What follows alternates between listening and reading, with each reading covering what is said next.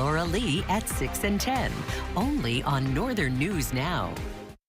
Transparency on your taxes. That's what some of the Ashland community are now calling for to help explain why a growing amount of your tax dollars often end up at private schools. Northern News Now's Kyrie Johnson spent the day in Ashland learning about this new push for clarity and where your money is going.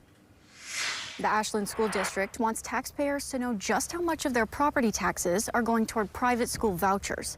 And that price tag, it's in the hundreds of thousands. In Wisconsin, public school districts forward local levy funds to private schools when parents who qualify for financial help apply. In Ashland, about 11% of this year's $7.8 million levy, roughly $870,000, went to that voucher program. You'll remember, Ashland voters approved a school operating referendum in April, which led to a $3.80 per month tax increase for the average homeowner. But school district leaders say they want residents to know levy increases are not solely tied to that vote. Officials say increases also result from a state change to the voucher funding formula, which has recently happened. Now, Ashland school officials and those with the Wisconsin Public Education Network are calling for clearer disclosure on tax bills and plain explanations that vouchers are state programs allowing public funds to follow students to private schools. Taxpayers want the transparency and to know what their taxes are paying for, and they're paying for the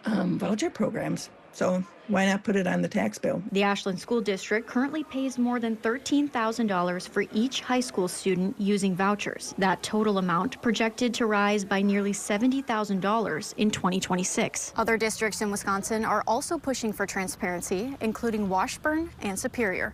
In Ashland, Kyrie Johnson, Northern News Now.